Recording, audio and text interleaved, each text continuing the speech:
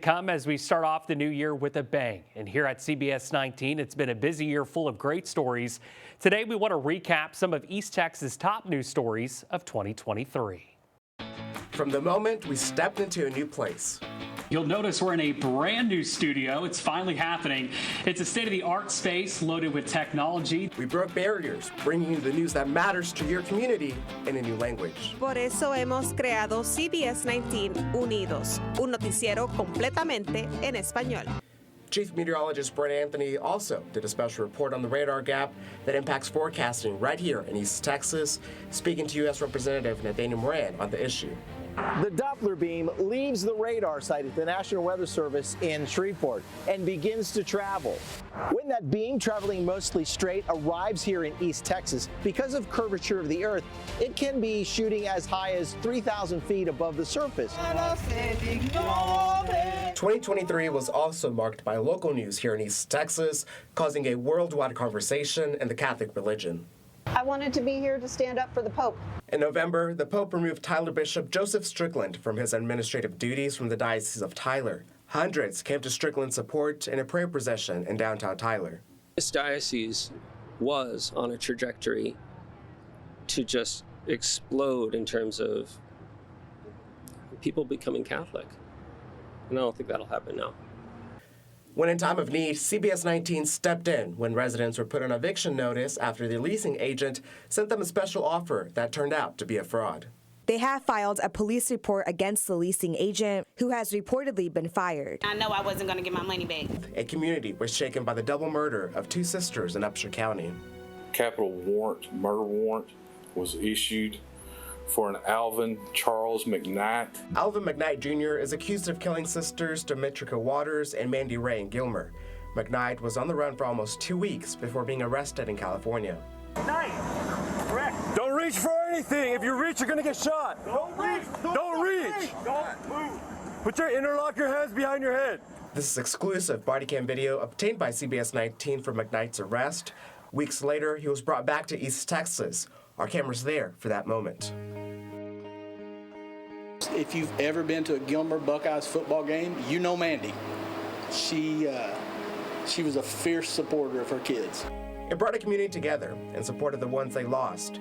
The Army of Buckeyes fundraiser surpassed their $10,000 goal, which brought aid to the Waters family as they grieved the loss of their two sisters. If arming teachers isn't a solution, what would make you comfortable as a parent?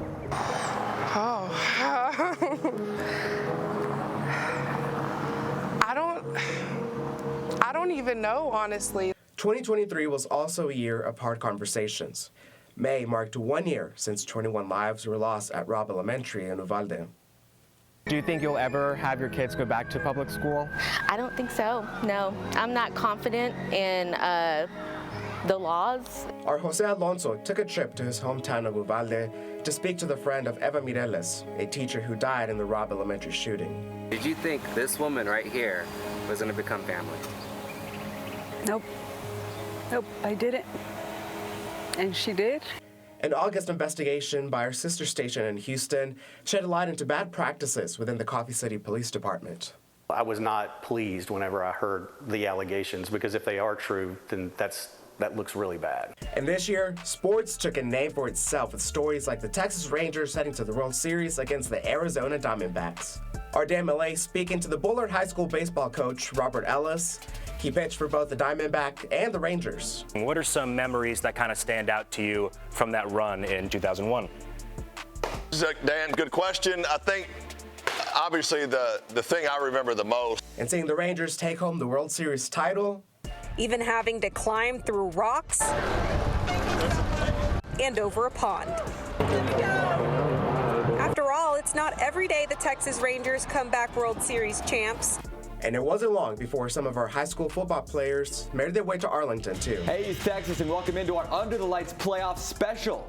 Our Under the Lights show and kickoff show brought you the most extensive high school football analysis in East Texas. Yeah, well, the Chapel Hill Bulldogs, they finally made it to state. They've been looking at Arlington all season long, and after a long playoff run, they finally made it here. Gilmer Buckeyes are your 4A Division II state champions. They're going to sleep real good tonight knowing that the rest of East Texas might have slept on them. And how about those football players playing a full 4 quarters out in the heat with shoulder pads, their helmets on, and I mean, you just saw how hot that turf can get. But what about the one that many might not think about when it comes to heat safety at games? The mascot. 1, 3, 4, 5, 7, 8, 1, 3, 4, 5, 7, 8. This summer was brutal when it came to heat. Temperatures soaring high like our Savannah hail. Well, when your outdoor practices consist of something like this, it's important to stay cool and hydrated so you can perform your best. And with plenty of summer left, there's definitely ways that you can still be prepared to go out in the heat. And the fire marshal says that this is the biggest fire Panola County has ever seen. There's a lot of moving parts, a lot of resources, a lot of heavy equipment. Like the fire that I followed the crew out to off of County Road 324. There's still a lot of heavy smoke from the fire that burned out bushes and trees in the area. And on this side, you can still see an open flame. Please get to your safe place right now. Just saw a flash. I'm not sure if that wasn't maybe power lines touching. Months before in April, our CBS19 studio cameras caught this tornado forming over the Green Acres neighborhood of Tyler. Chief Meteorologist Brent Anthony tracking it live on air. Again, if you are in Smith County, please get to your safe place as soon as possible. With 2 wars breaking out overseas, impacts were felt right here in East Texas, with the Ukrainian family seeking refuge as they sought to start a new life. I just sent them out of danger, and so took the tickets from Poland. And most recently, the war in Israel with Hamas. Rabbi Neil Katz's daughter in Israel when Hamas attacked Israel. They were called into the bomb shelter. They went in and out 7 times that morning. Later the evening, they were able to get secure permission to go back to the campus in Tel Aviv, which is about an hour away. 2023 also offered many stories of hope. That is one word that could be said for Cooper Reed after he suffered a brain injury during a football game in 2022. This year, he continues to make a recovery. He has brought a lot of people closer to God. At the same time, Cooper is fighting for his life. His friends are showing up with continuous prayer. And with continuous prayer, Cooper was able to make it back on the field as he took the title of Homecoming King. And something else that is totally East Texas is how even in a small community, everyone is willing to help in the most dire situations. And she says, "Hey, Bo, can you go get the nurse?" So the last thing I remember from that day in particular was hearing his feet running down the hall. Then 5th grader Bo Penny saved the life of Mrs. Moore while she suffered a stroke in class, something she says was life-saving. And from big, totally East Texas stories, we go to catching big fish and hooked on East Texas. A 65-pound gar that Captain Kirk helped us reel in here on the Trinity River. 123 pounds. I'm roughly 5 feet 8 inches tall.